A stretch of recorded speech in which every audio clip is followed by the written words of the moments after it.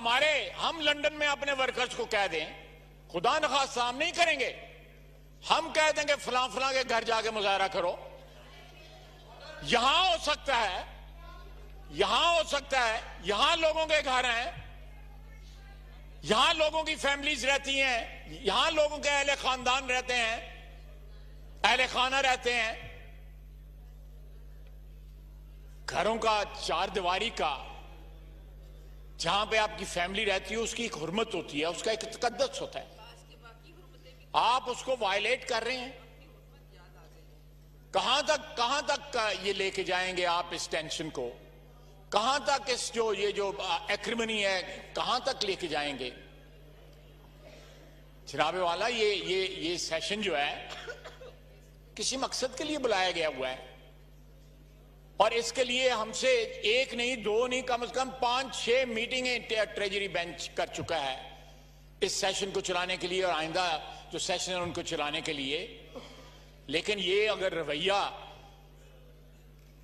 अपनाया जा रहा है, जो रवैया अपनाया जा रहा है, वो हमें ये पैगाम दिया जा रहा है कि हम किसी किस्म की कोऑपरेशन जो है अपोजिशन से नहीं चाहते, बल्कि हम ये दुश्मनी जो है इसको बढ़ाना चाहते हैं। इस सियासी दुश्मनी को मेरी दरखास्त है जाती दुश्मनियों में तब्दील ना करें। हम दुश्मनियां निभाना भी जानते हैं, हमें मजबूर ना करें। अगर हमारे कायद के घर के ऊपर जहां पे वो और उसकी फैमिली रह रही है वहां पे हमला हो सकता है, तो यहां पे हर हमारा मुखालिफ जो है वो एक्सपोज्ड है, वहां पे भी हमला हो सकता है, चाहे वो लंदन हो चाहे वो पाकिस्तान हो। ये सारी चीजें जो हैं, ये सारी चीजें मैं सिर्फ हमारी सियासी रवायात में चीजें शामिल नहीं है। जी स्पीकर साहब, देखिए पहली बात, आपने अभी एक घर के सामने जो प्रोटेस्ट हुआ है या जो कुछ हुआ है इसकी हम भरपूर मजम्मत करते हैं। आपने ये बात सुनी, लेकिन स्पीकर साहब ये उस घर की बात हो रही है जिसको साबित करने में हमें 5 साल लगे कि ये आप ही का घर है। अभी भी कह रहे नहीं कर।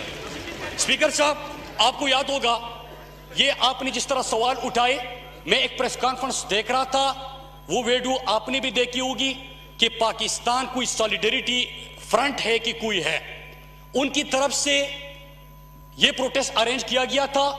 बिल्कुल हम किसी को के घरों के सामने एहतिजाज और इस किस्म चीजों को डिस्करेज करते हैं और मुजम्मत भी करते हैं, लेकिन स्पीकर साहब उसमें 3-4 नुक्ते जो मैंने खुद सुने अपने कानों से, वो एक सवाल उठाते हैं कि आपने हमें कहा कि वोट को इज्जत दो और फिर खुद कहा कि मुझे इजाजत दो, तो ये तो आप ज्यादती कर रहे हैं। एक सवाल उसमें ये था। दूसरा सवाल क्या था स्पीकर साहब? दूसरा सवाल ये था कि हम यहां पे दियारी गैर में बैठ के मेहनत मजदूरी कर रहे हैं, अपने मुल्क का नाम रोशन करने के लिए हम हर तरह से पाकिस्तान के सफीर बनने की कोशिश कर रहे हैं, लेकिन आप हमें जरा बताइए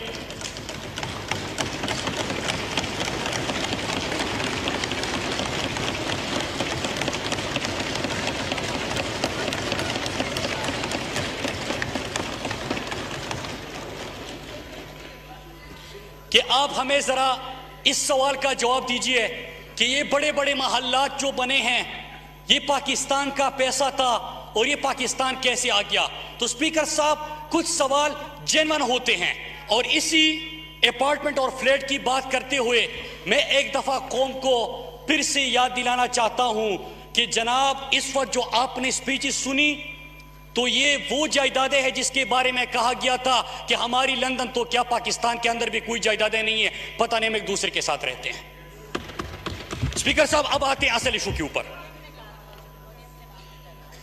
जी अब आते हैं असल इशू के ऊपर। स्पीकर साहब यहां पे एक बड़ी धमकियां दी गई, हम आपसे यही एक्सपेक्ट तो करते हैं। इन्होंने माजी में क्या किया था कि कभी हमारे लीडर इमरान खान के घर वालों के ऊपर मार्बल का पता नहीं किसी का केस बना दो, कभी दहशतगर्दी के पर्चे उनके ऊपर काटो, कभी घरों को के सामने किसी को भेजे। ये तमाम चीजें इनकी तारीख रही है स्पीकर साहब। और अभी भी जिस अंदाज से धमकियां दे रहे थे, तो मैं इनको जवाब देता चलूं कि गर्चे हम कुछ भी नहीं है, लेकिन सर हथेली पे सजा सकते हैं। कोई भेजे तो किसी साहिल पर कश्तियां हम भी जला सकते हैं। ये धमकियों का कल्चर नहीं चलेगा स्पीकर साहब। मैं चंद सवाल करता हूं, और इन्होंने जिस अंदाज से ये नैरेटिव बनाया ना, इसको कहते हैं स्पिन डॉक्ट्राइन। इनको पता था कि आज इनसे सवाल होगा, क्योंकि लंदन से आपकी वापसी हुई है।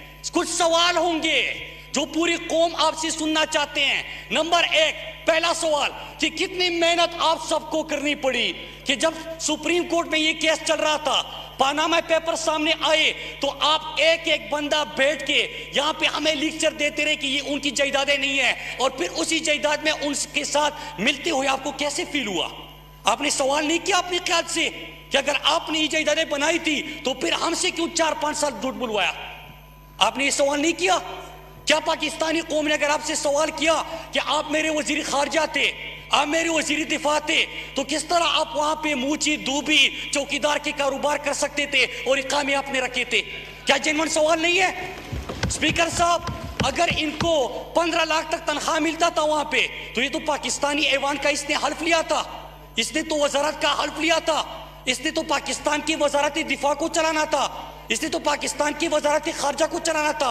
अगर कोई आपसे ये सवाल करता है तो क्या इसका जवाब देना बनता नहीं है? क्या आप उनके लिए क्या खिदमत दे रहे थे? क्या ये सवाल गलत है? अगर तीसरा बंदा इनके साथ एहसन इकबाल जो गया था, उसने क्या किया, उसके जो करप्शन के केसेस चल रहे हैं, इसका सवाल करना क्या बनता नहीं है? क्या इसने जो अपने भाई को गलत तरीके से ठेके दिलवाए, उसका सवाल बनता नहीं है? स्पीकर साहब, तो अगर कोई आपसे सवाल करेगा तो आप पार्लियामेंट आएंगे और उंगलियां हिला के धमकियां देंगे? क्या आपने शहबाज शरीफ से यह सवाल किया कि जो आपका टीटी स्कैंडल आया है और इसके बाद आपने एक प्रेस कॉन्फ्रेंस की, आपको याद होगा शहबाज शरीफ ने एक प्रेस कॉन्फ्रेंस की थी। शहबाज शरीफ ने कहा कि मैं शहजाद अकबर को और बरतानवी सहाफी को कोर्ट लेके जाऊंगा, बरतानिया की अदालत लेके जाऊंगा। स्पीकर साहब, आज तक नहीं लेके गए, लेकिन शहबाज शरीफ तो आगे बढ़ा और उसने क्या कहा, कहते कि पाकिस्तान की इज्जत, मुल्क को कौम की इज्जत दांव पे लगी है। अल्हम्दुलिल्लाह शहबाज शरीफ वो इज्जत बचाएगा और बरतानिया की अदालत में सुरखरू होगा। क्यों नहीं गया?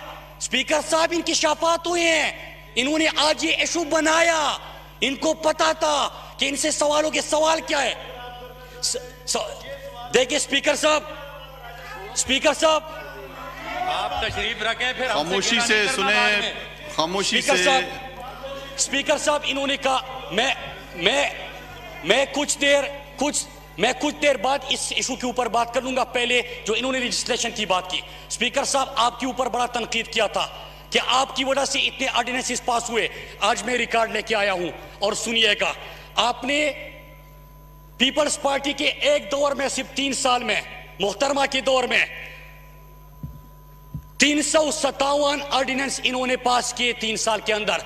हर साल के अंदर, सुनिए, एक साल के अंदर 119 एवरेज इनका बनता है जो इन्होंने ऑर्डिनेंस पास करवाए।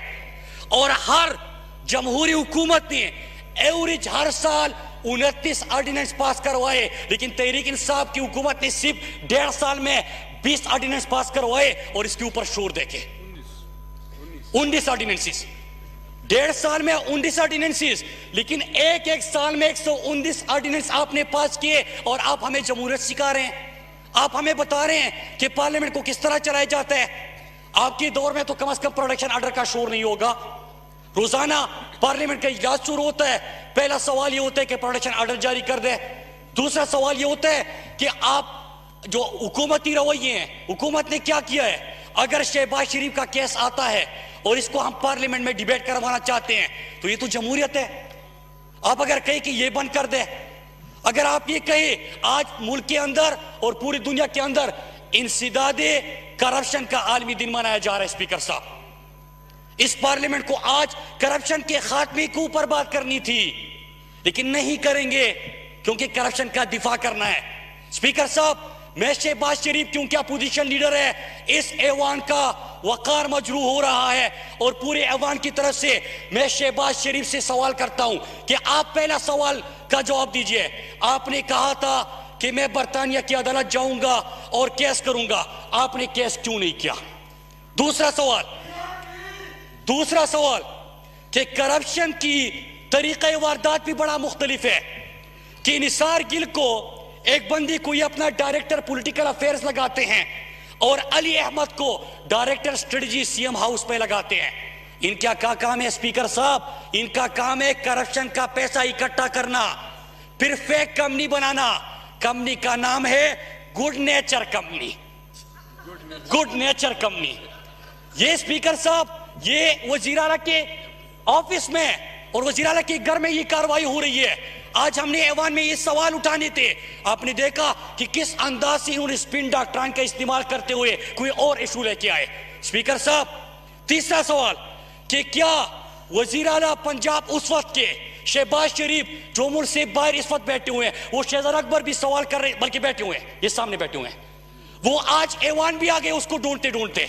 जब बरतानिया चले गए वो पाकिस्तान के ऐवान में आ गया, आज ये ऐवान आए हैं। स्पीकर साहब, शहबाज शरीफ लंदन चला गया, लेकिन जो ख्वाजा आसिफ ने एक मौके पे कहा था जब पनामा आया तो कहा था कि मियां साहब फिक्र ना करे, मतलब आप लूटो जितना दिल करे लूटो, लेकिन फिक्र ना करो लोग भूल जाएंगे। इमरान खान ने कहा था कि न कौम भूलेगी ना मैं आपको भूलने दूंगा, और आज कोई भी नहीं उठेगा, न कौम भूलेगी ना हम आपको भूलने देंगे।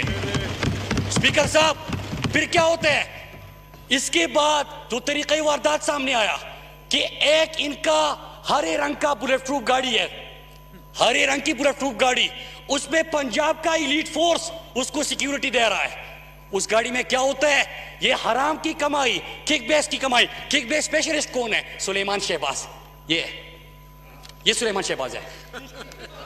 इस वक्त इश्तिहारिये के मफरूर है, वहां पे बैठा हुआ है। ये किकबैक स्पेशलिस्ट है।